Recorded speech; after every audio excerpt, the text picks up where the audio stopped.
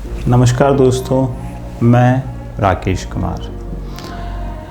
ये एक तस्वीर है जुलाई 2021 में जब अमेरिकी सैनिकों की आखिरी खेप बगराम एयर बेस से रवाना हुई थी।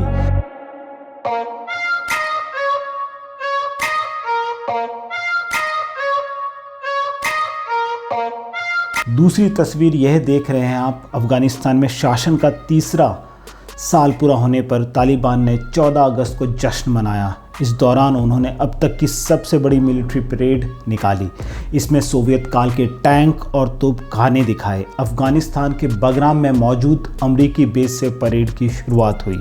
इस मौके पर हुई परेड में तालिबान सैनिकों ने मशीन गनों के साथ मार्च किया। परेड में अमेरिका और नाटो सेनाओं द्वारा पीछे छोड़े गए हेलीकॉप्टर और टैंकों की भी नुमाइश की गई।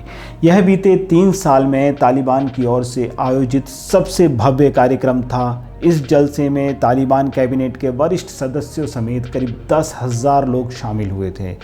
बगराम बेस के ऊपर मिलिट्री हेलीकॉप्टर और फाइटर जेट भी उड़ान भरते नजर आए। तालिबान के लड़ाकों सैनिकों की वर्दी पहने हाथ में मशीन गन लेकर मार्च पास्ट करते नजर आए।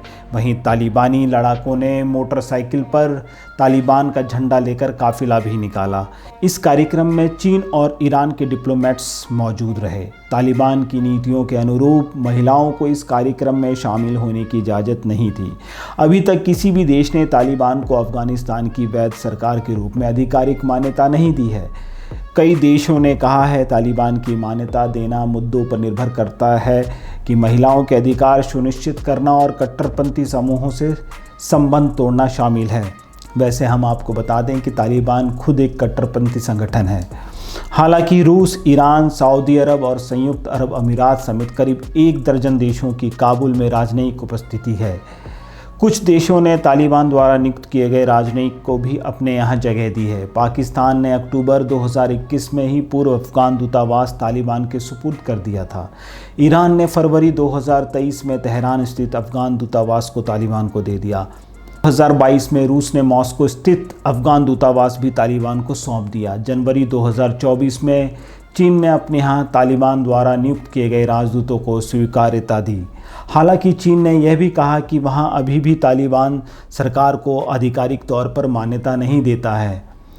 तुर्की के इस्तांबुल शहर में अफगान वाणिज्य दूतावास भी तालिबान के पास है। भले आप इनके पास अमेरिकी हथियार देख रहे हैं, लेकिन इनकी सोच आज भी कट्टरपंथी ही है। एक तस्वीर देखिए और एक तस्वीर यह है। धर्म को धर्म ही रहने देना चाहिए। जब तक धर्म कट्टरता के रास्ते पर चल देता है तो यही हाल होता है जैसे आज तालिबान का है। तालिबान की सत्ता में वापसी के बाद यहाँ लड़कियों और महिलाओं से मूलभूत अधिकार छीन लिए गए। उन पर कई सख्त प्रतिबंध लगाए गए। मसलन 6ठी कक्षा से आगे उनकी पढ़ाई पर बैन है। वे पार्क जैसी सार्वजनिक जगहों पर भी नहीं जा सकती हैं। वे किसी पुरुष के बिना कहीं यात्रा नहीं कर सकती हैं। उनके ऊपर सिर से पांव तक खुद को ढके रहने की अनिवार्यता है। वर्ल्ड बैंक के आंकड़े बताते हैं कि 2021 में तालिबान के सत्ता पर नियंत्रण से पहले अफगानिस्तान के कुल कामगारों में महिलाओं की हिस्सेदारी 14.8% थी। बीते 3 साल में यह घटकर 4.8% पर पहुंच गई है। अफगानिस्तान में दुकानों के बाहर महिलाओं की तस्वीर वाले बोर्ड नहीं लगाए जा सकते। महिलाओं को अकेले यात्रा करने पर उन्हें ड्राइविंग लाइसेंस दिए जाने पर भी पाबंदी है। महिलाओं के लिए हिजाब पहनना भी अनिवार्य है। 2 अफगान मेडिसिन छात्र, बाएं और केंद्र। काबुल में मेडिसिन संकाय में अपने प्रोफेसर को सुनते हुए जब वे एक मानव शरीर के हिस्से को दिखाने वाले प्लास्टर की जांच कर रहे थे। जनवरी 1962। तालिबान ने 15 अगस्त 2021 को काबुल के साथ ही पूरे अफगानिस्तान पर कब्जा कर लिया था। अमेरिका और भारत समेत अब तक किसी भी देश में तालिबान को अफगानिस्तान की सरकार के तौर पर मान्यता नहीं दी है। अफगानिस्तान लगातार दुनिया से उसे मान्यता देने की मांग करता रहा है। तालिबान के कार्यकारी रक्षा मंत्री मुल्ला मोहम्मद याकूब मुजाहिद ने एक इंटरव्यू में कहा था कि सरकार ने मान्यता हासिल करने के लिए सारी ज़रूरतों को पूरा किया है। इसके बावजूद अमेरिका के दबाव में आकर दूसरे देश हमें मान्यता नहीं दे रहे हैं।